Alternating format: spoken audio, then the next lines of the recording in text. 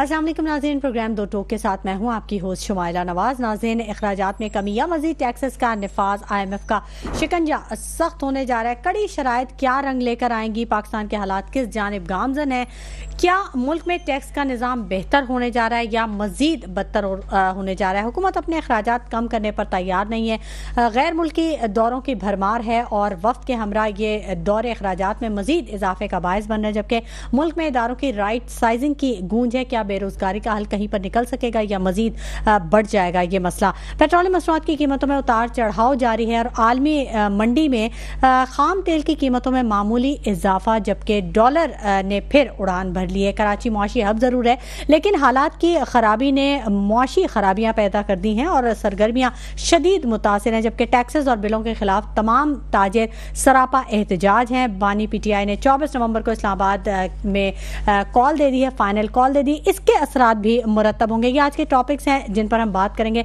और मेरे साथ माहिर मुआशियात शाहिद हसन सिद्दीकी साहब ऑन कॉल मौजूद हैं। अस्सलाम वालेकुम शाहिद हसन सिद्दीकी साहब। जी वालेकुम अस्सलाम। शाहिद हसन सिद्दीकी साहब, क्या हाल है, कैसे हालात हैं मुल्क के?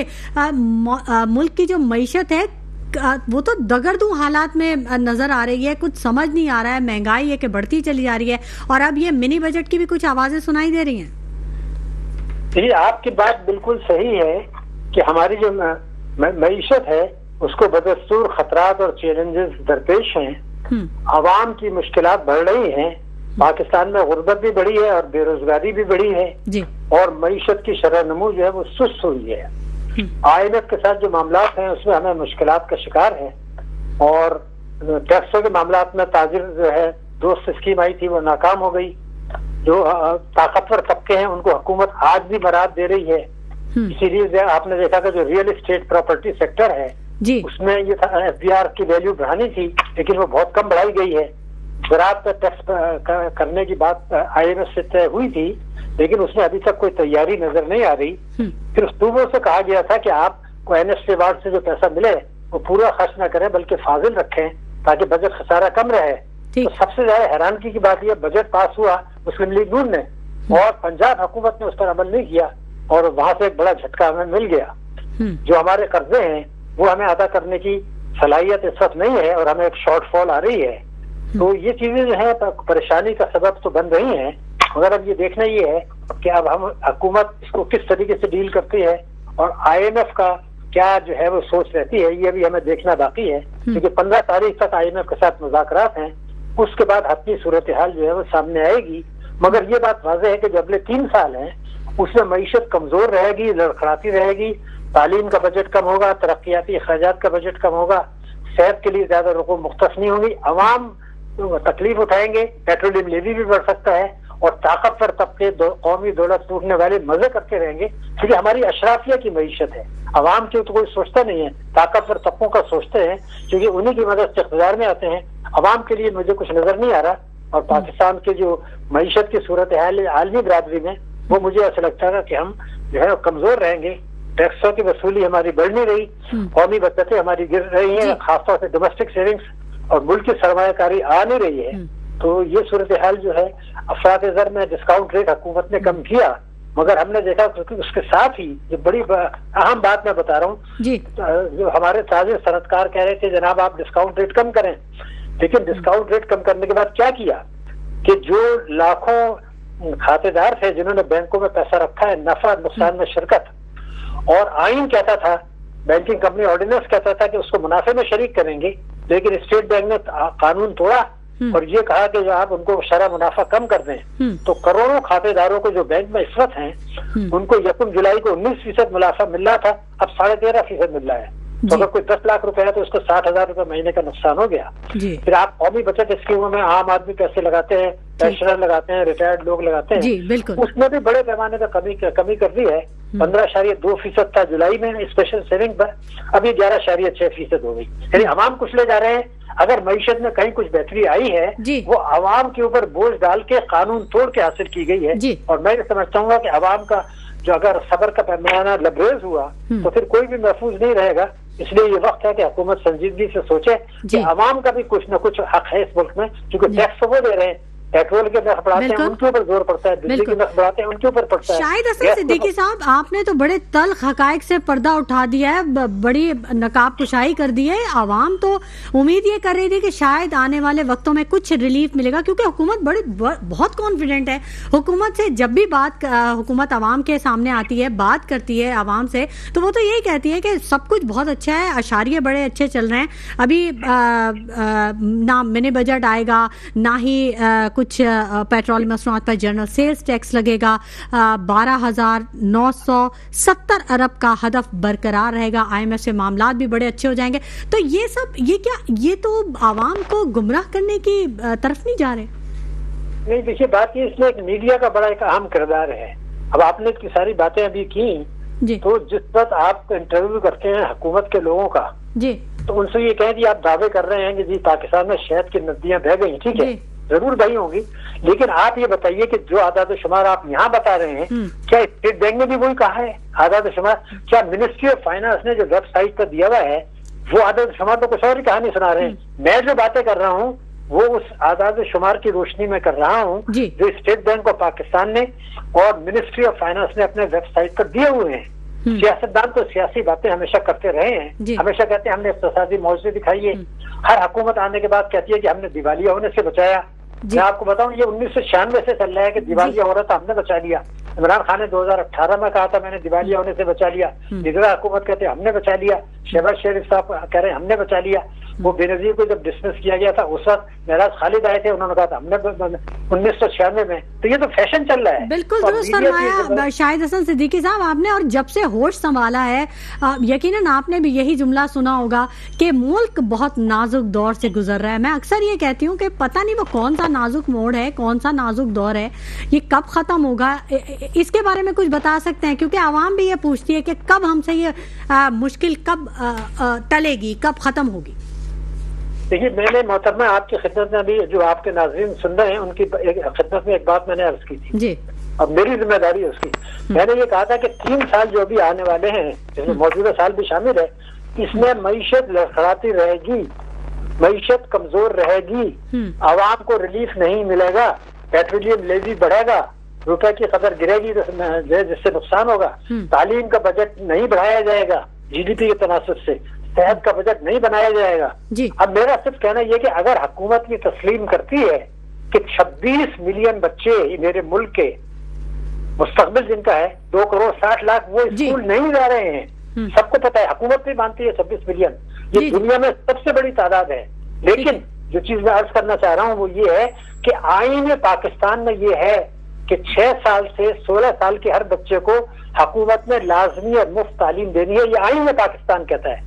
हुकूमत ये मानती है कि 26 मिलियन बच्चे स्कूल नहीं जा रहे, तो ये तो 2080 तक भी नहीं जाएंगे।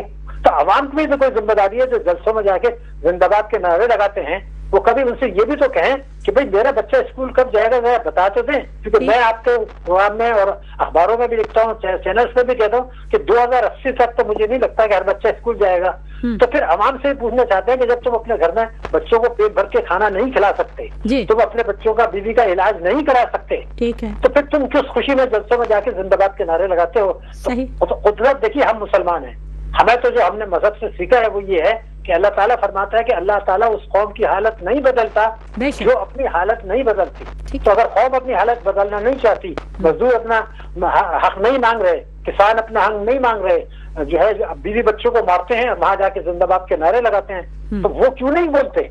और मीडिया जो है सियासतदानों को बुलाता है, उनसे क्यों नहीं पूछता कि जनाब ये तो बात बताए, आपने सब कुछ कर दिया मगर ये बच्चे स्कूल कब जाएंगे? क्या पाकिस्तान में गुर्बत भारत से ज्यादा नहीं है? क्या दुनिया में सबसे ज्यादा स्कूल न जाने वाले बच्चे पाकिस्तान में हैं? जबकि मेरे मसहब में सिखाया इल्म हासिल करना हर मुसलमान में फर्ज है, आइन भी कहता है। निजकारी हमारी हो नहीं रही, PIA जैसा अजीम इदारा, उसको हमने तबाह बर्बाद करके जो है ना उसको जो है मजाक बना लिया सारी दुनिया में। ये तो काबिल फख्र इदारा था हमारा, नहीं बेच पाए हम। बिजली के नर्ख बढ़ रहे हैं, गैस के नर्ख बढ़ रहे हैं, एनर्जी में इस्लाहात नहीं हो रही, फॉरेन डायरेक्ट इन्वेस्टमेंट आ रहा था जी $50 अरब आएगा, $100 अरब आएगा, ये तो कुछ भी नहीं आया। और ये वाहिद मुल्क है, मैं आपको एक बात बताऊं कि हमारे अवाम को पता होना चाहिए, जो मैं बात में बताने लगा हूँ, हमारा भारत एक दुश्मन मुल्क है, लेकिन उसमें ये है कि उन्होंने जो रेमिटेंसेस बाहर से आई हैं उनके वो आई है $124 अरब, और उन्होंने जो एक्सपोर्ट किया वो है $777 अरब, यानी उनका एक्सपोर्ट 6 गुना ज्यादा है तरसीलात से। तो एक्सपोर्ट से रोजगार मिलता है, एक्सपोर्ट से मईशत ग्रो होती है, सब कुछ होता है। हमारे मुल्क में क्या है कि दुनिया में मैंने कहीं नहीं देखा, एक्सपोर्ट कम है इस साल और रेमिटेंसेस ज्यादा हैं। तो ये तो आप आग से खेल रहे हैं ना। अगर हमारी भारत 6 गुना है, अगर हम सिर्फ दुगने ही एक्सपोर्ट कर लेते तो हमें तो IMF की जरूरत ही नहीं थी। तो हमारे पास जो कुछ अल्लाह ताला ने दिया है, हम उसे कुफरान नेमत करने पर तुले हुए हैं। उसमें सब लोग शामिल है, स्टेट बैंक भी शामिल है, SCPP भी शामिल है, वफाकी हुकूमत भी शामिल है, सूबाई हुकूमतें भी शामिल है, पार्लियामेंट भी शामिल है, सियासतदान भी शामिल है, उलमा मुफ्ती हजरात भी शामिल है, ताजिर सनतकार भी शामिल है, प्रिंट मीडिया भी शामिल है, इलेक्ट्रॉनिक मीडिया भी शामिल है, ताकतवर तबके भी शामिल है, वडेरे भी शामिल है, स्टॉक एक्सचेंज वाले भी शामिल है, प्रॉपर्टी माफिया भी शामिल है। कोई सफर कर रहा है तो ये 25 करोड़ आवाम का बड़ा तबका, उनके लिए कोई रोने वाला पाकिस्तान में नहीं है। कर्जे लें और फायदा ताकतवर तबके उठाए और कर्जों का बोझ जो है वो अवाम अदा करें। ये कब से हो रहा है, उसके बावजूद अवाम जो है ना वो अपनी जिम्मेदारी महसूस नहीं कर रहे। यानी शाहिद हसन सिद्दीकी साहब, आप ये कह रहे हैं कि हुकूमत तो अब बस नाम की हुकूमत है, बस अब तो सूरत हाल के लिए ऐसी ही रहेगी या शायद बैड टू वर्स्ट होगी। तो 3 साल बाद इसका मतलब है कि कुछ बेहतरी आने की उम्मीद है अगर मामलात को बेहतर तौर पर हैंडल किया गया, या फिर हम सब इसके आदी हो जाएंगे? नहीं, आदी तो देखिए ना, कोड़े खाने के अगर आदी हो गए तो हर कोड़े पे तकलीफ तो होगी। मैं तो सिर्फ ये 3 साल इसलिए कह रहा था कि 3 साल का IMF का प्रोग्राम है। ठीक, तब तक तो आपको खैरात सदकात मिलती रहेगी ना। लेकिन 3 साल के बाद 2027 के बाद हम IMF के पास दोबारा जाएंगे कि जनाब हमारी हालत तो तबाह है, हमें मेहरबानी करके नया कर्जा दे। उसकी जो शराइत होंगी, आज देखिए आज सूरत हाल ये है कि आपको पता है यूक्रेन रूस की जंग चल रही है। हमारे गजा में मुसलमानों को के साथ दरिंदगी की जा रही है, दुनिया खामोश है।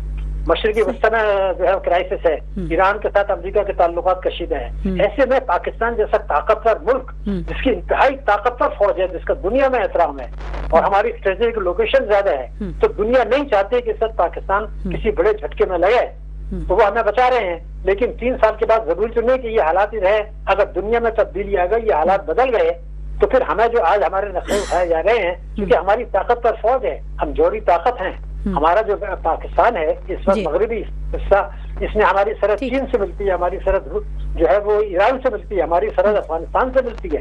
इसमें कहाँ मिलती है? दुनिया में बहुत बड़ी ताकत है हमारी, हमारे मिनरल्स हैं, हमारे किसान जो है वो ताकतवर है, मेहनती हैं। तो ये सब चीजों को दुनिया देख रही है। लेकिन तब्दील होने के बाद पाकिस्तान की अहमियत कम होगी। उस वक्त तक हमें चाहिए कि अपनी इस्लाह कर लें, जिसका मैं बार बार कह रहा हूँ, वरना फिर नया खतरा 3 साल के बाद मुझे खुदा ना खास्ता नजर आ रहा है। शाहिद हसन सिद्दीकी साहब, आप की मौजूदगी का फायदा उठाते हुए मैं एक सवाल और आपसे करना चाहूंगी, क्योंकि बड़ी गहरी नजर ना सिर्फ आपकी मईशत पर रहती बल्कि आलमी मंजरनामे पे भी बड़ी गहरी नजर रखते हैं आप, और बहुत अहम तज्जिए करते हैं। शाहिद हसन साहब, जो डोनाल्ड ट्रंप के जीत थी, इस बारे में बड़ी कयास आराइयां की जा रही थी, बहुत कुछ कहा जा रहा था, बड़ी वीडियोज भी वायरल हुई थी, तो इस बारे में कुछ कहना चाहेंगे कि क्या असरात मुरतब होंगे पाकिस्तान पर? देखिए, डोनाल्ड ट्रंप जो है वो सबसे ज्यादा इसराइल का दोस्त है। पहले तो आप हम ये समझ लें, इसराइल के लिए वो किसी हद तक भी चला जाएगा। नंबर 1, डोनाल्ड ट्रंप जो है वो भारत को बहुत ज्यादा अपना दोस्त समझता है, जैसे कि बाइडेन भी समझता था। क्यों? क्योंकि भारत बहुत बड़ी कुव्वत है और डोनाल्ड ट्रंप हो या बाइडेन हो या कोई भी हो, उनकी सबसे बड़ी पॉलिसी सिर्फ ये कि चीन को कंट्रोल करना है। क्योंकि चीन बहुत बड़ी ताकत बन रहा है और चीन और पाकिस्तान बहुत करीब हैं, तो वो चीन को कंट्रोल करेंगे, कोशिश करेंगे। भारत को साथ जो है वो बहुत ज्यादा करीबी ताल्लुकात करेंगे और पाकिस्तान से कहेंगे ये तो हमारा वॉर ऑन टेरर में पार्टनर है, तो वॉर ऑन टेरर के लिए हमें जो पैसा चाहिए होगा वो जरूर ट्रंप देगा। लेकिन मईशत की तरक्की के लिए, तालीम के लिए, सेहत के लिए वो हाथ खींच लेगा, क्योंकि वो अपने अवाम को से वायदा करके आया है कि मैं आपको टैक्सों में कट दूंगा। तो वो फिर दुनिया में मुल्कों में जो कर्जे हमें दे रहा था उसमें कटौती होगी, लेकिन दहशतगर्दी की जंग में वो हमें पैसा देगा। ठीक है, बहुत शुक्रिया शाहिद हसन सिद्दीकी साहब, अपने कीमती वक्त में से हमारे प्रोग्राम के लिए वक्त देने के लिए। नाज़रीन, ना हम माजी से कुछ सीखने के लिए तैयार हैं और ना ही अपने पड़ोसियों से कुछ सीखने के लिए तैयार हैं, इस पर भी बात करेंगे, लेकिन वक्त हो गया एक छोटे से ब्रेक का। हमारे साथ रहिएगा। अस्सलाम वालेकुम नाज़रीन, आपको खुश कितना इत्मीनान पाया जा रहा है फील्ड में, क्योंकि अब वक्त कुछ ही वक्त रह गया, कुछ घंटे रह गए हैं और उसके बाद फिर 9 बजे जो वोटिंग का सिलसिला है वो शुरू कर दिया जाएगा, क्योंकि इलेक्शन कमीशन की जानिब से जो शेड्यूल है वो जारी कर दिया गया है। पहले मैं बात करना चाहूँगी मसूद अली साहब, आपसे बहुत शुक्रिया आपकी तशरीफ आवरी के लिए। जो कल इंतखाबात होने जा रहे हैं, बड़े इल्ज़ामात आयद किए गए हैं आपकी तरफ से इलेक्शन कमीशन पर और पीपल्स पार्टी पर कि वो कुछ गठजोड़ आप इन दोनों का खदशा जाहिर किया जा रहा है, सिक्योरिटी के हवाले से बड़े आपके खदशात हैं। तो क्या चीज़ें देख रहे हैं आप फील्ड में, क्या महसूस कर रहे हैं कि आपने इन खदशात का इजहार किया?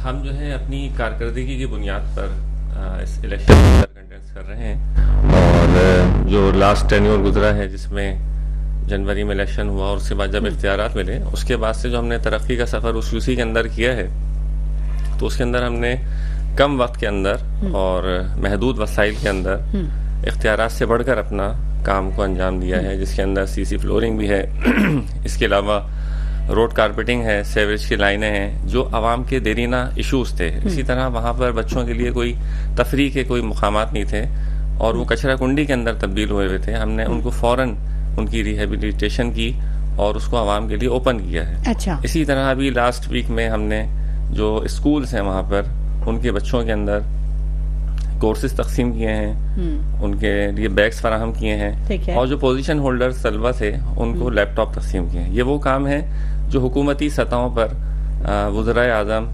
वज़राए आला, गवर्नर्स ये काम कर रहे होते हैं, लेकिन हमने इन महदूद वसाइल के अंदर अपनी यूसीस के अंदर इन कामों को किया। हमारा प्रायोरिटी जो है वो एजुकेशन है, हेल्थ है और इसी तरह जो आवाम के मसाइल हैं, जो बल्दियाती इशूज़ होते हैं, उसके ऊपर हमने अपनी वर्किंग करी है और उसके बिहाफ पर हम फील्ड के अंदर मौजूद हैं और आवाम का जो ये प्रेशर होता है वर्किंग करने वाले लोगों के साथ, क्योंकि हमारी टीम जो है चेयरमैन, वाइस चेयरमैन और जो पूरी काउंसलर्स की टीम है, लेडीज़ वर्कर्स भी हमारे साथ होती हैं जी। तो ये पूरा टीम वर्क है जिसके नतीजे में हमने इस एफर्ट्स को किया और उसके नताइज हमें हासिल हुए। तो वो जो आवाम हमारे साथ है वो हमारा इशू है और हम उसको इंशाल्लाह पूरे यकीन के साथ इस सीट को हम जीतेंगे। आवाम ही तो कुव्वत होती है। जी हाँ, आवाम की ताकत से हम। लेकिन जो दूसरे जो सुनेरियो है जिसके पर हमने एप्लीकेशंस भी वहाँ पर फाइल अप की हैं, ये उस पास्ट एक्सपीरियंस है जो पीपल्स पार्टी ने वहाँ पर किया हुआ है। नई कराची के अंदर जो इलेक्शन हुआ। ठीक।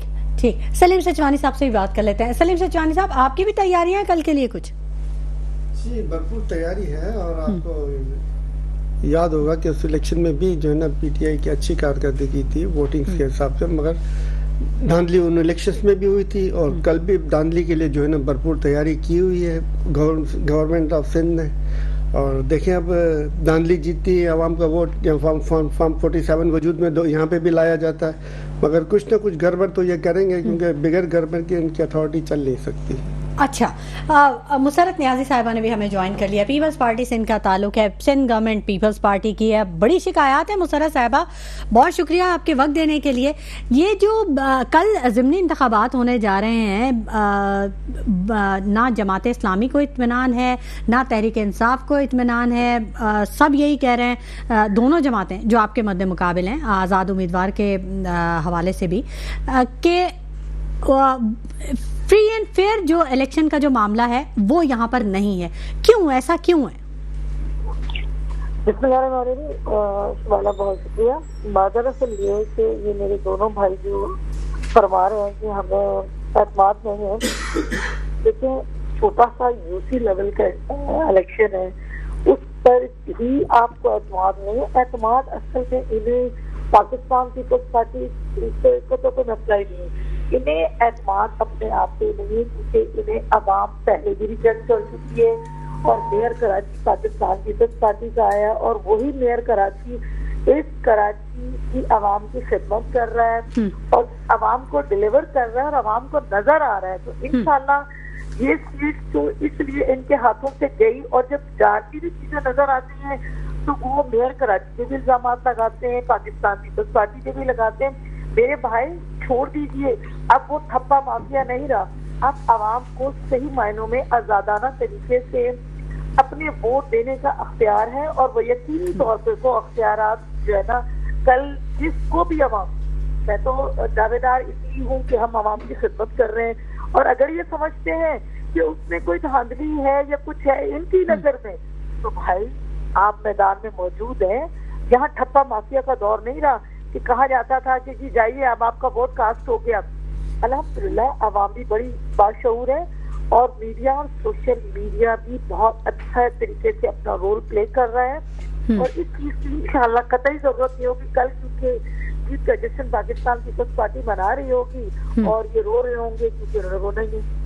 ठीक है, मुसर्रत साहिबा, आप पे ये इल्ज़ाम है कि इदारे आपका साथ दे रहे हैं और जमात इस्लामी ये कह रही है कि उन्हें खदशा है कि कल बहुत ज़्यादा धांधली की जाएगी, बहुत ज़्यादा मैस होगा, और जो मामलात हैं वो वैसे नहीं होंगे जैसे कि होने चाहिए। पीपल्स पार्टी और इलेक्शन कमीशन के कुछ बिहाइंड द सीन कुछ चीज़ें हुई हैं, ये जमात इस्लामी का कहना है। तो कैसे मुतमईन करेंगे आप? शुमाइला, मैं कौन होती हूँ उनको मुतमईन करने वाली, इन्हें खुदा ही मुतमईन कर सकता है। देखिए, अवाम ही वोट देगी, अवाम ही वोट कास्ट करेगी। पाकिस्तान पीपल्स पार्टी को ना इलेक्शन कमीशन पे ना किसी और पर एलिगेशन लगा रहे हैं, और ना ही हम कहते हैं वो हमारा साथ है। हमारा साथ जो है ना अवाम देगी, और हम अवाम ही की अदालत में जाते हैं। ठीक है, ठीक है, बिल्कुल दुरुस्त फरमाया मुसर्रत न्याजी साहिबा। अवामी ताकत और अवाम की ताकत से तो इनकार किया ही नहीं जा सकता ना। बिल्कुल मसूद साहब, पहले भी आपने जी मैं ये बताना चाह रहा था, जिस यूसी में इलेक्शन हो रहा है, अवाम ने जमात इस्लामी को वोट दिया। पूरे डिस्ट्रिक्ट सेंट्रल से पीपल्स पार्टी आउट है। पूरे डिस्ट्रिक्ट सेंट्रल के जितने भी 5 टाउन्स हैं और जितने यूसीज हैं उसमें जमात इस्लामी है। इसका मतलब अवाम ने जमात इस्लामी को सपोर्ट किया, और उसके नतीजे के अंदर इलेक्शन में हम जीते और हमने वहां पर उसको डिलीवर किया है। अब जो इशू है वो अभी जो लास्ट इलेक्शन हुआ नई कराची के अंदर, इन्होंने अपनी पूरी टीम को सेट किया। लास्ट 15 डेज पहले जो है इन्होंने SHOs तब्दील किए हैं। इसी तरह इन्होंने जो टीम डिप्यूट की है, ये वही टीम है जो नई कराची के अंदर मौजूद थी। पूरी की पूरी हमारे पास लिस्ट है, उस लिस्ट के मुताबिक अगर आप देखें तो वो टीम दोबारा यहाँ पर डिप्यूट की गई है जिन्होंने वहां पर रिगिंग करी। ये प्री पोल रिगिंग कहलाती है, जिसके लिए हमने एप्लीकेशन फाइल की है। इलेक्शन कमीशन मौजूद है, ये सारे तरीकेकार पहले भी होते रहे। हम तो सिर्फ ये बताना चाह रहे हैं कि जो प्री पोल रिगिंग है, अवाम तो बेसिकली हमारे साथ है ना उस यूसी में जहाँ पर ये आप कॉन्फिडेंट हैं, आपको पता है, हम कॉन्फिडेंट हैं और वोटर हमारे साथ हैं, हम पहले जीते हुए हैं। वहाँ पर इंसिडेंट हुआ, जो चेयरमैन है उनका इंतकाल हुआ, और अब दोबारा इलेक्शन हो रहा है, इंशाल्लाह हम दोबारा जीतेंगे। ठीक है, जबरदस्त। सलीम साहब, थोड़ी सी सियासी गुफ्तगू भी कर लें। आप ज़ाहिर है मौजूद हैं यहाँ पर, कॉल दे दी है 24 नवंबर की। ये भी तो मईशत पर बड़े बुरे असरात मुरतब करता है। मतलब मुआशी सूरत हाल ये है, एक तरफ ज़िमनी इंतखाबात हैं, दूसरी तरफ फिर एहतजाज, फिर इस्लामाबाद बंद हो जाएगा, फिर वही मार्च होगा। मतलब हालात बेहतरी की जानिब जाते हुए नज़र नहीं आ रहे। सलीम साहब, देखिए, मुल्क की जड़ें काटती है 2 चीजें, एक बेईमानी और दूसरा करप्शन। तो बेईमानी भी सरेआम हो रही होती है। आप देख लें, लास्ट बल्दियात के जो इलेक्शन हुए थे इसके अंदर आवाम के वोटर डालने का तनासब बहुत कम था, और उसके अंदर भी धांधली के बहुत सारे वोट मौजूद थे। इसके बावजूद क्यों बार बार वोट पोस्टपोन हो रहे थे, आज हो रहे नहीं हो रहे। और जिस दिन वोटिंग हुई उस दिन भी अवाम डाउट में थे कि पता नहीं हम लोग जाएंगे तो वोट डलेगा या नहीं डलेगा, जिसकी वजह से जो है वो PTI के वोटर मेजोरिटी ऑफ देम उस टाइम पे बाहर नहीं निकला। टर्नआउट कम था। टर्नआउट कम होने का सबसे ज्यादा जो नुकसान हुआ था वो PTI को हुआ था। अच्छा। और अब इंशाल्लाह अगर कल अवाम निकलती है तो आप देखेंगे कि सारी नशिस्तें PTI के पास होंगी, और जो है वो PTI को जो बेहतर रिजल्ट्स आएंगे। ठीक है, आप भी बड़े पुरुमीद नजर आ रहे हैं। मैंने जो आपसे सवाल किया था कि जो आपने एहतजाज की कॉल दे दी है बानी PTI ने 24 नवंबर की, तो वो क्या मैं आपको अधूरा जवाब दिया, ये इसी से रिलेटेड है। जी। बेईमानी और करप्शन जो है ये सिर्फ इलेक्शन के देख फॉर्म 47, ये सही कह रही थी मुसरत नजीर साहबा कि मुसरत न्याजी साहबा कि ठप्पा का दौर खत्म हो गया। अब ठप्पे का दौर खत्म हो गया, अब फॉर्म 47 का दौर आ गया है। उसी फॉर्म 47 के बलबूते के ऊपर ये लोग बैठे हुए। जो एहतजाज की काल है वो उसका मकसद यही है कि फॉर्म 47 वाले जो मुल्क दुश्मन पॉलिसियां चला रहे हैं, आपके सामने मैं आपके प्रोग्राम में पहले भी अर्ज कर चुका हूँ कि 700 अरब की मराते इन्होंने बढ़ाई हैं, और 180 अरब रुपए इनके जो शॉर्टफॉल है इसके लिए IMF का वफ्द जो है वो पाकिस्तान में दोबारा आ रहा है ताकि ज़िमनी बजट दे और 180 अरब का जो शॉर्टफॉल है उसको दूर के। IMF को भी पाकिस्तान की आवाम का खून निचोड़ना है और वो तो IMF के गुलाम हैं ये, क्योंकि IMF के अंदर में बैरूनी आकाओं के इशारों पर यही लेके गए मुल्क को, वरना IMF में पाकिस्तान को जाने की कोई जरूरत नहीं है। हमारे पड़ोसी मुल्क ईरान से, हमारे पड़ोस में रशिया है, उनसे हमें सस्ते दामों पेट्रोल मिल रहा है। इसके अलावा कई गुना जो है ना पेट्रोल हमारे अपने पास मौजूद है, ना हमारे अपने पास के पेट्रोल का फायदा उठाया जा रहा है, ना रशिया और ईरान से पेट्रोल लेके फायदा उठाया जा रहा है। और जो आप देख लें कि पेट्रोलियम की मद में जो एग्रीमेंट्स इन्होंने किए हैं और पाकिस्तान के जनरेटर जो IPPS के लगाए इन्होंने, और IPPS के जनरेटर्स की वजह से जो 5 से 6 अरब रुपए का जो 5-6 अरब डॉलर्स का जो बजट था पेट्रोलियम की मद में, वो चला गया आज 30 अरब डॉलर के करीब। लेकिन पंजाब गवर्नमेंट और सिंध गवर्नमेंट तो इस बारे में काफी काम करे, सब कुछ सोलर पे जा रहा है। ये आवाम को उलझा के रखना, आवाम को असल हकाइक से और असल मसाइल से तवज्जो बटा के रखना। पहले आवाम को जनरेटरों को पीछे लगाया हुआ था, अब आवाम को सोलर पैनलों के पीछे लगाए। अब आवाम बिजली खुद पैदा करे, सिक्योरिटी का इंतजाम आवाम खुद करे, तो इनकी क्या जरूरत है हम लोगों को? ये गए घर पे जाके सो जाए, हम लोग को तो जरूरत ही नहीं है इनकी। बिजली हम खुद ही ले आएंगे, कंपनियों को, दुनिया की कंपनियां खुद ही पाकिस्तान के अंदर इन्वेस्ट करेंगी। ये चोर बीच में से हट गए तो पाकिस्तान को इनकी जरूरत ही नहीं है, क्योंकि जो है वो तमाम तर जो है वो बुराइयों की जड़ ये खुद मौजूद है। जब तक ये मौजूद है उस वक्त तक मुल्क बेहतरी की तरफ नहीं जा सकता। और आपके सामने 700 अरब में अभी आपको अर्ज किया कि 700 अरब में से अगर 180 अरब ये अपना निकाल दें, अपनी मराते 700 अरब की कम कर लें, तो ये मुल्क को सस्ती बिजली भी दे सकते हैं इन्हीं 700 अरब से। 50 अरब में जो है वो पंजाब को सस्ती बिजली दी गई, तो 700 अरब से आप बताएं पूरे पाकिस्तान को कितनी सस्ती बिजली दी जा सकती है। उसमें से कुछ इंडस्ट्रीज को फायदा दें तो वो उनकी अपनी एक्सपोर्ट बढ़ेगी तो उनके पास जो डॉलर का शॉर्टफॉल है वो दूर हो जाएगा। मगर इनकी नीयतें ही नहीं है कि मुल्क बेहतरी की तरफ जाए, इनकी नीयतें सिर्फ और सिर्फ ये है कि हमारे बैरूनी अकाउंट्स के अंदर पैसे जाए, क्योंकि ये पाकिस्तानी है नहीं, ये पाकिस्तानी नहीं है, पाकिस्तान के अंदर सोचते हैं। पाकिस्तान का सोचते तो जो तालीम के मैदान में शाहिद हुसैन साहब ने कहा कि जो हमारी हालत है वो ना होती। यही 700 अरब अगर तालीम के मैदान में लगाते तो आप बताएं तालीम में कितनी बेहतरी आती। ये सिर्फ लैपटॉप बांध के और लोगों को अपनी वो दिखा के जो है ना वो बातें करते हैं, इससे मुल्क आगे नहीं बढ़ते। आप देख लें पूरे पंजाब को पोल्यूशन में धकेल कर वजीर सेहत, CM साहबा, चीफ सेक्रेटरी साहब और दर्जनों जो अफराद हैं वो जाके बैठ गए हैं स्विट्जरलैंड में, वो पुरफजा मकाम के ऊपर अयाशियाँ कर रहे हैं और यहाँ पे आवाम जो है वो पोल्यूशन ज़्यादा माहौल में बीमारियाँ भुगत रही है। और वहाँ पे एक कमरा जो उन्होंने जिसमें ठहरे हुए उसके 15 लाख रुपए का किराया, वो किराया कौन दे रहा है? आप, हम और सब दे रहे हैं। और कितने कमरे इन्होंने लिए हुए एक दिन के, तो मेरे ख्याल से ये कितने करोड़ रुपए सिर्फ एक दिन के अंदर ये फूंक रहे स्विट्जरलैंड में बैठ के, और मुल्क को गुर्बत की लकीर से नीचे धकेल रहे। मुल्क का कोई पुरसान हाल नहीं है। पाकिस्तान की इस्टेब्लिशमेंट जो है ना वो पाकिस्तानी नहीं है, वो सिर्फ पाकिस्तान को लूट का माल बनाया हुआ है। आप देख लें, किसी को भी देख लें, वो अपने ओहदे से उतरते ही बैरून मुल्क चला जाता है। वो अपने ओहदे से उतरते ही बैरून मुल्क चला। तो जब आपको बैरून मुल्क जाए तो जाए वहीं से कमाए ना, यहाँ पे क्यों आवाम का खून नूचा जा रहा है? बड़ी कड़ी तनकीद करते हैं सलीम साहब आप। मसूद अली साहब बड़ा मुस्कुरा रहे हैं, काफ़ी देर से सुन रहे हैं गुफ्तगू। मसूद अली साहब, कल के लिए क्या तैयारियां की हैं आपने? अब आपको इतने खदशात हैं, इतना सब कुछ है, तो उसके लिए कुछ तैयारी भी तो की होगी ना आपने? अपने जो वोटर्स हैं उनको मोटिवेट किया? जी हाँ, जो हमने वोटर्स को मोटिवेट किया है, वोटर्स अल्हम्दुलिल्लाह हमारे साथ हैं। लेकिन जो लीगल तरीके हैं, लीगल जराए हैं, लीगल जो कह लें आप दफातर हैं, वहाँ पर हमने एप्लीकेशंस फाइल की हैं, सबमिट किए हैं, लेटर्स भेजे हैं। अच्छा, आपने ये कहा था, आपकी तरफ से मुतालबा आया था कि जो हसास पोलिंग स्टेशन हैं वहाँ पर कैमरे लगाए जाएं, CCTV कैमरा मॉनिटरिंग पे रखा जाए। बिल्कुल, हमने ये भी कहा है। तो हो गया लिस्ट भी हमने आपका पूरा? अभी वो वर्किंग इस पे चल रही थी। अच्छा, हम तो एप्लीकेशन दे सकते हैं ना, इदारे तो इनके कंट्रोल के अंदर मौजूद हैं। इन्होंने अपना DC अभी लगाया है, इन्होंने SHOs तब्दील किए हैं, इन्होंने जो स्टाफ है ये बाहर से लाके पूरा डिप्यूट किया, और वो पूरी लिस्ट है, सेम लिस्ट जिन्होंने लास्ट इलेक्शन में मैंने आपको बताया था कि नई कराची के अंदर इन्होंने पूरा स्टाफ, मतलब होता है ना 100%, कोई थोड़ा सा चेंज होता है। जिस तरह ये हम कहते हैं कि जी अदालत के अंदर बेंच बना दी जाए तो वहां से आपके फैसले आपके फेवर में आना शुरू हो जाते हैं, इसी तरह का ये पूरा सिस्टम है। इस सिस्टम को ये लोग लेके चल रहे हैं, ये अपने हिसाब से काम कर रहे हैं, लेकिन अल्हम्दुलिल्लाह अवाम जमात इस्लामी के साथ है और उसकी वाज़ेह मिसाल पूरा डिस्ट्रिक्ट सेंट्रल जिसने जमात इस्लामी को वोट दिया और उसके 5 टाउन्स और उसकी जितनी भी यूसीज हैं वहाँ पर सब में अल्हम्दुलिल्लाह जमात इस्लामी मौजूद है। ठीक मुसर्रत न्याज़ी साहबा, 6 अजला में 10 नशिस्तों पर पोलिंग होने जा रही है। कल बड़ा अहम दिन है कराची के लोगों के लिए। तकरीबन 4 लाख लोग हैं, वोटर्स हैं जो कि हक़ राय दही इस्तेमाल करेंगे। इससे थोड़े और भी ज़्यादा हो सकते हैं।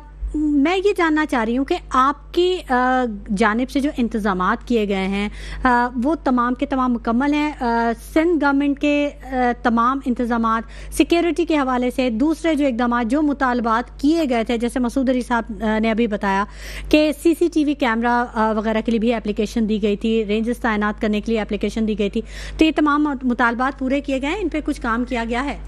देखिए, बात दरअसल ये कि जहाँ तक CCTV का ताल्लुक है, ये तो जनरल इलेक्शन में भी CCTV कैमरेज लगे हुए थे और जो अभी जो इलेक्शन अपने बल्दियाती इलेक्शन हुए थे उनमें भी कैमरेज लगे हुए थे। ठीक है, CCTV कैमरेज लगे हुए थे, तब भी ये बेचारे हारे और अब भी हारेंगे। बात दरअसल ये कि मैं थोड़ा सा रिस्पॉन्स कर दूं अपने PTI वाले भाई थे कि जी ये IMF की तरफ जाते हैं और IMF के गुलाम है मेरे भाई, कुछ तो थोड़ा सा सोच लिया करो। ये कहते थे कि आपके लीडर ही फरमाया करते थे ना, मैं कर्ज जो है ना IMF के मुंह पे मार दूंगा वरना मैं खुदकुशी कर लूंगा अगर मैं कर्ज लेने के लिए जाऊं। तो इनके कर्ज लेने का अंदाज कुछ ऐसा होता था कि जब इनको कर्ज मिलने वाला होता था तो ये कहते थे हम आपको जल्द खुशखबरी सुनाने जा रहे हैं IMF से। उनके लिए खुशखबरी होती थी। और जो अभी हालात है, मुल्क की हालात है, अगर कोई सिटिंग गवर्नमेंट IMF से कर्जा ले रही है तो वो इनको जो है ना गुलामी लग रही है। अरे मेरे भाई, गुलाम तो आपने पूरी आवाम को बना दिया और इस वक्त बेवकूफ बना रहे आप नई जनरेशन को। आप कभी मुझे आए ना, आप करें, प्रोटेस्ट करें, हम तो समझते हैं कानूनी जमहूरी हर अंदाज से आप खास है, लेकिन दूसरों को गुलाम और दूसरों को कहने वाले कि इनके आका कोई और है और यहाँ पे एस्टेब्लिशमेंट या सिटिंग गवर्नमेंट जो है ना वो सिंसियर नहीं है। तो आपकी सिंसियरिटी तो मेरे भाई 9 मई को सबने देख ली थी ना। तो इस तरह की बातें ना करें, जो बात वो करें जो जिसको आवाम देखकर आपको बात कर सके कि आप ठीक कह रहे हो और गलत कह रहे हो। दूसरी बात ये है कि जितना कर्ज PTI ने 4.25 साल के अंदर लिया, मैं समझती हूँ 70-75 सालों के अंदर 76 साल हमारे मुल्क हो गए, शायद ही इतना कर्ज लिया गया हो। तो आप सुने तो सही, सुने तो सुना तो सही। आप दूसरों की सुनने की नहीं आते हैं, आप बोलते हैं, आप खामोश हो जाते हैं। मैंने आप तो स्टूडियो में बैठे हुए कभी इंटरप्ट नहीं किया। आप सुने मेरे भाई, आप अपने कारनामे सुने। आपने कहा कि हमने, इन लोगों ने तो कुछ नहीं किया। आप लोगों ने 4.25 साल के अंदर चले करप्शन पे 2-4 लोगों को लटका देते। हम कहते हैं जी आपने बहुत कुछ कर लिया, क्योंकि खान साहब तो चाहते ही थे ना कि जितने अपोजिशन के लोग हैं उनको जाके लटका दिया जाए, उनको जेलों में डाल दिया जाए और आज सब कुछ सही। अरे मेरे भाई, जो गलत करेगा, आज अगर हम गवर्नमेंट में नहीं है, अगर सिटिंग गवर्नमेंट गलत कर रही है तो वक्त बताएगा, अवाम उन्हें वोट ना देकर रिजेक्ट करेगी। और आपने बुरा काम किया है, आपने गलत इकदाम उठाए तो अवाम ने आपको रिजेक्ट किया। फॉर्म 47 की एक रट लगाई हुई आपने। क्या फॉर्म 47 आपके बकौल पंजाब, सिंध और बलूचिस्तान में KPK के अंदर बिल्कुल फरिश्तों ने जो है ना आके संभाला हुआ था सारा सिलसिला और वहाँ बिल्कुल फेयर हो गया इलेक्शन। और बाकी सूबों में जहाँ आपको अवाम ने वोट नहीं दी वहाँ बिल्कुल सही होगी। क्या मंतक है आप लोगों की?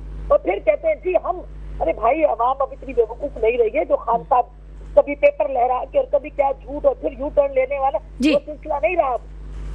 जी ठीक, क्या कहना चाह रहे थे सलीम सिचवानी साहब? देखिए, पेट्रोलियम के जो IPPS के जितने भी एग्रीमेंट हुए वो नून लीग और पीपल्स पार्टी के अदवार में हुए हैं। उसमें ज्यादातर जो एग्रीमेंट्स हुए वो नून लीग के अदवार हुए हैं। पेट्रोलियम की मद में जो कमीशन माफिया वो यही है और पाकिस्तान की आवाम को जो नुकसान पहुंचा रहे थे यही लोग इसके जिम्मेदार हैं। थर के अंदर से डॉक्टर समर मुबारक ने इनको कहा था कि आप ड्रिल करें, वहीं से पेट्रोल भी निकलेगा, वहीं से बिजली भी बनेगी और वहीं से गैस भी आप हमें मिलेगी मुल्क को, और पूरे मुल्क को खुशहाल हो जाएगा। मगर उन्होंने वो काम नहीं किया क्योंकि इनकी बैरून ममालिक में जो प्रॉपर्टियाँ और जो पैसे पड़े हुए हैं वो खतरे में आ जाते हैं, क्योंकि इनके बैरूनी आकाओं ने इनको इस चीज़ की इजाज़त नहीं दी, लिहाजा वो पुराने तरीके से खड्डे खोद के थोड़ी सी बिजली बना के आवाम को बेवकूफ़ बना रहे, जबकि वो इनकी नीयत ही नहीं है कि कौम के लिए बेहतरी लाओ। 9 मई का जहाँ तक ये जिक्र करी तो 9 मई करने वाले भी आप लोग ही हो, आप लोगों के ही लोग शामिल थे इसके अंदर में। आप जो है ना, आप जो अदालती तहकीकात करवाते हो, पीछे आप लोग हट रहे हो। हम लोग तो खड़े हुए, हम तो कहते हैं इसकी अदालती तहकीकात करवाएं, कौम को सच का सच और झूठ का झूठ मालूम हो। आप लोग पीछे हट रहे हो, क्यों पीछे हट रहे हैं? आप लोग आए हम मैदान के अंदर में करें, कल ऐलान करेंगे इसकी अदालती तहकीकात कराई जाती है, बिठाए इंटरनेशनल जज बिठा दें आपको, अगर पाकिस्तानी जजों पे भरोसा नहीं है तो। बहुत ढीठ लोग हैं, बहुत ढीठ लोग हैं। अच्छा। आप झूठ पे झूठ बोले जा रही हैं और फिर बोल कह रही है दूसरों के आप झूठ के झूठ बात करेंगे तो शायद सुन सकेंगे आवाम भी, या जो हमारा व्यूअर है वो भी बात समझने में आसानी होगी। सूबों के अंदर ना फॉर्म 45 गायब हुए, इल्जाम चौथे में से गायब नहीं हुए। ये जो खैबर पख्तूनख्वा में से फॉर्म 45 गायब नहीं, वहाँ के फॉर्म 45 सारे मौजूद हैं, गायब इन्होंने किए हैं। और अदालतों के अंदर फॉर्म 47 लाने से गुरेज भी यही कर रहे हैं। लियाकत चट्टा को गायब करने वाले भी यही लोग हैं। लियाकत चट्टा को क्यों गायब किया गया, जिसने बताया कि कौन कौन इसमें इन्वॉल्व इस धांधली के अंदर में फॉर्म 47 के। बड़ा सवाल उठाया था इस पे। जी बिल्कुल उठाया था और ये वैलिड रीजन था। हमने तो खुद देखा, मैं खुद पीएस का इलेक्शन मैंने लड़ा और ठीक है कि उसमें जो भी पार्टी जीती, लेकिन जिसने 4800 वोट लिए उसके वोट रात में 48,000 कर दिए गए। इसी तरह जब जहां पर ये सारा काम हो रहा था डीसी ऑफिस के अंदर, जी मैं खुद चश्मे-दीद गवाह हूँ। मैं खुद गया इलेक्शन के रिजल्ट को फॉर्म 45 हासिल करने के लिए, जिस जगह पर अमला मौजूद था इलेक्शन कमीशन का, तो वहां से तो 10 फीट दूर, मतलब समझें 2 किलोमीटर दूर तक फौज तैनात थी और वहां पे किसी को अंदर नहीं जाने दिया जा रहा था। हालांकि ये हमारा राइट है कि जो इलेक्शन कॉन्टेस्ट करता है वो आखिर में जाके रिजल्ट कंपाइल करके लेके आता है, चाहे वो उसके फेवर में हो या उसके फेवर में ना हो, उसको कॉपी हैंड ओवर की जाती है, फॉर्म 45 दिया जाता है। लेकिन वहां तो फौज तैनात थी, वहां पर तो इनका अमला मौजूद था। उस दिन जो किया गया है पूरी कौम ने देखा है, पूरी कौम का एतमाद उठ चुका है इलेक्शन कमीशन के ऊपर से और हमने इसके ऊपर फाइल अप किया है। मतलब हम इससे सबसे ज्यादा मुतासिर हुए हैं। 126 के अंदर हमारे उम्मीदवार, मतलब 11 सीटें थी हमारी, लेकिन जब वो फॉर्म 45 कन्वर्ट हुआ फॉर्म 47 के अंदर और फिर उसके जो नताइज आना शुरू हुए तो 11 की 11 सीटें सुबह सिंध से गायब हो गई।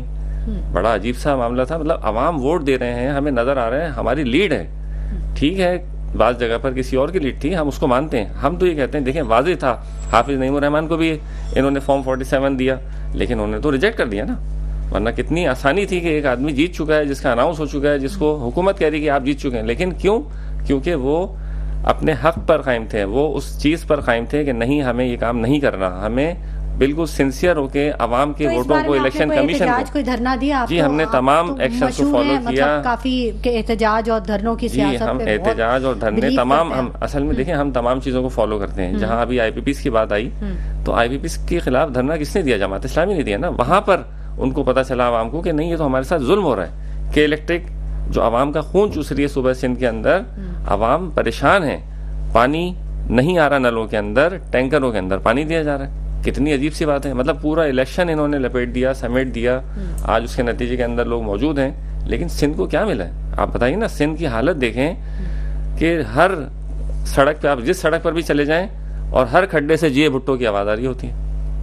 मतलब आवाम चिंची के अंदर सफर करने के अंदर मौजूद है। हम कहते हैं ठीक है आप जीत गए ना, फॉर्म 45, 47 डिलीवर करें ना। हम तो परफॉर्मेंस बहुत काम कर रही है सिंध हुकूमत, परफॉर्मेंस की साहब ने काफी पिंक बसेस मुतारिफ करवाए। जी बिल्कुल, उसकी तादाद बताइए ना। जो सिंध की, कराची की जो लोकेलिटी है, जितनी आबादी है, बसों की तादाद बताइए आप। अभी सड़कें बन रही है ना, अभी तो उसका कोई टाइम होता है ना, टाइम लाइन होता है ना। एक काम एक बजट में होना है, मिसाल के तौर पे उसमें 1 अरब रुपए लगने, तो इनकी जो प्रैक्टिस है ये तो उसको काम को करते नहीं और 5 बजट में उसको ले जाते हैं। वो एक काम जो 1 अरब का होना है वो 50 अरब पे पहुंच जाता है। करीमाबाद के ऊपर जो है वो अंडरपास बनाया जा रहा है, 8 महीने का टाइम दिया गया था, हमने नहीं दिया, जो अथॉरिटीज हैं उन्होंने दिया। आपने भी नहीं दिया, आवाम ने नहीं दिया, अथॉरिटीज ने दिया कि 8 महीने बनाएंगे। 2 साल से ज्यादा हो गए, अभी तक तो एक साइड भी नहीं खुदी। परफॉर्मेंस होती है। अभी इन्होंने सड़क डाली लियाकताबाद की, मतलब एक सड़क वो डाली जो 3 अट्टी से आगे जहांगीर रोड जी, बढ़िया। मतलब एक दिन की सड़क, एक दिन की सड़क। अच्छा, ये अच्छा उन्वान है, एक दिन की सड़क। हाँ, अब लेटेस्ट आ गया ना, मतलब आगे बढ़ गई चीज। लियाकताबाद का फ्लाईओवर 3 दिन पहले इन्होंने, लियाकताबाद के फ्लाईओवर 3 दिन पहले जो टूवर्ड्स करीमाबाद से उतर रहा है फ्लाईओवर 10 नंबर पे, तो 8 घंटे के अंदर वहां से रोड खत्म हो गई। अच्छा, आपके जहाँ पर, अब क्योंकि टाइम कुछ कम रह गया, मैं पूछना चाहूंगी जो आपके टाउन चेयरमैन वगैरह हैं वहाँ ये काम हो रहे हैं, ये सभी जो गली मोहल्लों वाले जो काम होते हैं, मैंने बताया ना आपको कि हमने और दीगर जो मामला जो आवाम, देखिए सेवरेज का भी उन्होंने सेवरेज बोर्ड बनाया हुआ है जिसके हेड जो है वो मुर्तजा वहाब सिटी के जो वो हैं मेयर हैं, वो उनके अंडर में, लेकिन उन्होंने उसको नीचे नहीं तकसीम किया उस काम को। जी, वन विंडो ऑपरेशन का मतलब मुर्तजा वहाब के काउंसिल के अंदर जितने भी चेयरमैन हैं यूसीस के, वो उनके सबऑर्डिनेट हैं, लेकिन वो कहते हैं कि नहीं जी सिर्फ मैं हूँ, मेरे नीचे जो सबऑर्डिनेट है उनके अंडर में नहीं होगा। ये कैसा निज़ाम है? मतलब ये तो इख्तियारात की निचली सतह पे मुंतकिली बहुत जरूरी है। उसके नतीजे के अंदर आपको परफॉर्मेंस नजर आती है। ठीक है, तो जो हमारे टाउन्स हैं या यूसीज हैं उसके अंदर बहुत अच्छा काम हो रहा है। अभी मैंने आपको जिस यूसी के अंदर इलेक्शन हो रहे हैं उसमें हमने उसके अलावा भी मतलब हम इक्वल काम कर रहे होते हैं, क्योंकि हमारी जो तरजीह होती है आवाम को रिलीफ देना, ये नहीं कि जी एक जगह कर रहे हैं दूसरी जगह नहीं कर रहे। और जो आवाम के मसाइल हैं, हम तो इलेक्ट्रिक पर भी बात करते हैं, हम सुई गैस के भी मसाइल को हल करते हैं, लोग हमारे पास पानी के मसलों को, जो कि सिंध गवर्नमेंट के काम है। मसूद साहब, हम लाइव कॉल्स लेंगे इंतखाबात के बाद और फिर आवाम से बात करेंगे, आवाम से पूछेंगे जी बिल्कुल वो कितनी मुतमईन है। मैं आपको बता रहा हूँ ना कि जो बल्दियाती इलेक्शन हुए जिसमें जमात इस्लामी को वोट डाले और सेंट्रल में जीती जमात इस्लामी, उसके बाद इलेक्शन हुए कौमी सतह के, उसमें जो हमारे वोट्स का टर्न आउट था वो बहुत ज्यादा बढ़ गया। मतलब कराची के अंदर अगर हम पूरा देखते हैं तो ओवरऑल कराची के अंदर सबसे ज्यादा वोट हमें मिले थे बल्दियाती इलेक्शन में, लेकिन वो उसके ऊपर डाका डाला गया, मुर्तजा वहाब साहब को कराची का मेयर बनाया गया। उसके बाद जो इलेक्शन हुए उसके अंदर हम नंबर 1 पार्टी हैं। अच्छा, लेकिन फॉर्म 45 और फॉर्म 47। ठीक है, मुसर्रत न्याजी साहबा से भी बात कर लेते हैं। मुसर्रत न्याजी साहबा, लास्ट कमेंट में आपसे लेना चाहूंगी मैं। उन्होंने कहा कि काम नहीं हो रहा, तो मैं समझती हूँ कि शहर के मेयर कराची मुर्तजा वहाब जो काम कर रहे हैं, सड़कें और सफाई और का जो काम है, बड़ी मैं समझती हूँ तेजी से इस वक्त जारी है। और आज भी सदर ने पंपिंग स्टेशन को जो इसकी सलाहियत है 12 मिलियन गैलन से बढ़ाकर 22 मिलियन गैलन की गई है। और मैं समझती हूँ जिससे और सिटी एरिया में पानी की किल्लत को इंशाल्लाह बेहतरीन से बेहतरीन किया जाएगा और बेहतरीन इंशाल्लाह हो जाएगा। अब ये कह रहे हैं कि जी यहाँ काम नहीं हो रहा, वहाँ काम नहीं हो रहा। मेरे भाई, कहने को आपको बहुत कुछ है क्योंकि आप कर नहीं सकते, और बार बार कह रहे हैं कि जी यहाँ सिर्फ के अंदर या स्पेशली कराची के अंदर नंबर 1 हम लोग थे और फलाना थे। आज से पहले कब आपको मेरे भाई यहाँ से कौमी असम्बली और जो है ना सूबाई असम्बली की जो है ना सीट मिली है जिसको आप दावेदार बन रहे हैं, इस तरह की बातें ना करें। इंशाल्लाह कल आपको पता चल जाएगा कि आवाम किसको सिलेक्ट करती है और किसको रिजेक्ट करती है। और इंशाल्लाह कल आप दोनों पीटीआई और जमात इस्लामी वाले यही रोना रो रहे होंगे कि आवाम को आपको रिजेक्ट कर रही होगी, रिजेक्ट करेगी इसलिए कि मुर्तजा वहाब काम कर रहा है। तो नजर आ रहा है आवाम को कि पाकिस्तान पीपल्स पार्टी के ही नुमाइंदे बेहतरीन इंतखाब होंगे आवाम का। मुसर्रत न्याजी साहबा, बिल्कुल काम होता नजर आ रहा है क्योंकि आवाम उन मुश्किलात का सामना कर रही है। पूरा कराची इस वक्त कोई एक सड़क भी बनी हुई नहीं है, पूरी उधड़ चुकी है। अच्छा देखिए शुमाइला, बात दरअसल ये है कि यकीनी तौर पर अगर इस पीटली से रिपीटली काम जब हो रहा है तो उसका भी फायदा आवाम को होगा। लेकिन वो काम मुकम्मल भी तो होना अपने टेन्योर में, वो टाइम फ्रेम जो दिया गया है। जब स्टार्ट अगर कोई काम करने चाहा जा रहा है तो उससे टाइम पीरियड तो लगेगा ना, फिर एक दिन का काम तो नहीं हो सकता। मैम जी, यही तो प्रॉब्लम है, उस काम की तकमील इतना च्युइंगम की तरह वो टाइम इतना खिंच जाता है कि आवाम किसी काबिल नहीं रहती। नहीं देखिए, बहुत तरीकेकार से बहुत स्पीडली काम हो रहा है। मैं नहीं समझती हूँ। चलिए हम मान लेते हैं कि स्पीडी काम हो रहा है। नेक्स्ट प्रोग्राम तक हम देखेंगे कि कितना काम हो जाता है, फिर जरूर आपसे बात करेंगे। ठीक है। सलीम सिचवानी साहब, आप क्या कहना चाहेंगे? आपको काम होता नजर आ रहा है यहाँ पे कि कराची में इतना काम हो रहा है और उस पे मुल्क के अंदर टाइम फ्रेम ये मुकम्मल कर लेगा? महफूज ना हो उस मुल्क में कहाँ काम होंगे? जिस मुल्क के अंदर इंसानी हुकूक पामाल हो रहे हो, औरतों, माओ बहनों, बच्चों की इज्जत महफूज ना हो, उस मुल्क में आप ये छोटे छोटे काम कहाँ होंगे?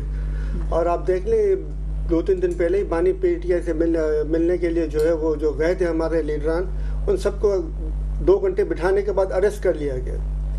रिहा भी कर दिया गया ना बगैर किसी रीजन के। हिफ्ज़ भेजा में तो रखा ना, इनके ऊपर तो फिर काउंटर एफआईआर बनती है। पहले तो पकड़ा गलत, फिर 2 घंटे हिफ्ज़ भेजा में रखा है, 2 या 4 घंटे, तो इनके ऊपर तो काउंटर एफआईआर बनती है। और बताएं कि जब हमारे ऊपर के लोग महफूज नहीं होंगे तो हमारे नीचे के लोग कहाँ से महफूज होंगे? तो ये हमारे एमएनए, सैनिटर्स और एमपीएस महफूज नहीं है तो हमारे जो गली कुचों में रहने वाले अवाम है वो कहाँ से महफूज होंगे? आप बताएं कि 20 अरब रुपए जो है सिर्फ कचरा उठाने का लिया जा रहा है, बजट के अंदर में महफूज किया गया, जो तकरीबन 9.25 करोड़ रुपए पर यूसी बनता है। तो आप बताएं अगर 9.25, ये बैठे हुए ना भाई, इनसे पूछे अगर 9.25 करोड़ यूसी के आपको दिए जाए तो यूसी शीशे की तरह चमक रही होगी। मैं गलत तो नहीं कह रहा जी? ये काम हम कर चुके हैं नेमत साहब के दौर में, जब पूरे इख्तियारात थे। इस वक्त तो इख्तियारात ले लिए गए, पानी उनके पास है, पुलिस उनके पास है, वाटर सेवरेज बोर्ड उनके पास है, मतलब बेशुमार चीजें, इख्तियारात तो दे ही नहीं रहे ना, देना ही नहीं चाहते वो। उनको पता है कि हम देंगे तो काम होगा, और परफॉर्मेंस की बुनियाद पर ही काम हो रहा होता है। आपको पता है ना 8 घंटे की सड़क की परफॉर्मेंस है, मतलब कोई हद होती है। चले थोड़ी सी तो चले, मतलब पैसा खर्च हो रहा है, काम हो रहा है, काम होना क्या ये काउंट। सवाल किया आप शायद मेरे सवाल को समझे नहीं। मैंने ये कहा कि अगर यही 9.25 करोड़ पर यूसी आप लोगों को दे दिए जाए, यूसी चेयरमैन को दे दिए जाए तो शीशे की तरह चमक नहीं रोगी अगर यूसी। जी ऐसा ही है, शीशे से ज्यादा चमक। मैं अमाउंट के हिसाब से बात कर रहा हूँ, जितना हैवी अमाउंट है यूसी की सफाई कचरा उठाने का, इस हिसाब से तो किसी एक तिनका भी हमें नहीं मिलना चाहिए। मगर आप देख लें हर गली में आपको कचरे के ढेर नजर आ रहे होते हैं। तो इस तरीके से तो आप मुल्क नहीं चलते, इस तरीके से शहर नहीं चलते, इस तरीके से बल्दियात नहीं चलती।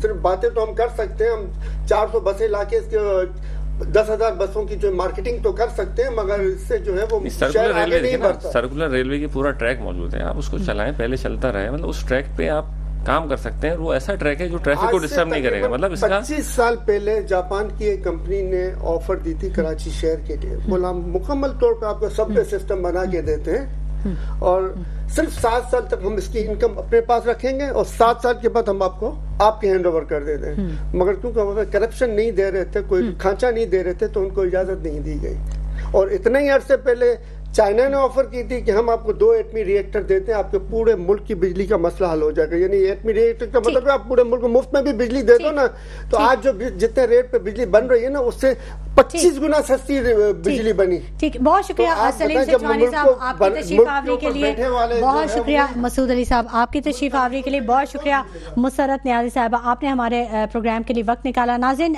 कराची में ज़िमनी बल्दियाती इंतखाबात का दंगल सज चुका है और कल ये इंतखाबात होने जा रहे हैं। दुआ यही है कि तमाम जो मामलात हैं वो बखैर खूबी सर अंजाम दें और आवाम अपना जो वोट का हक है वो आसानी से इस्तेमाल कर सके। बहुत शुक्रिया। इसी के साथ शुमाइला नवाज को इजाज़त दीजिए, अपना बहुत ख्याल रखिएगा। अल्लाह निगहबान।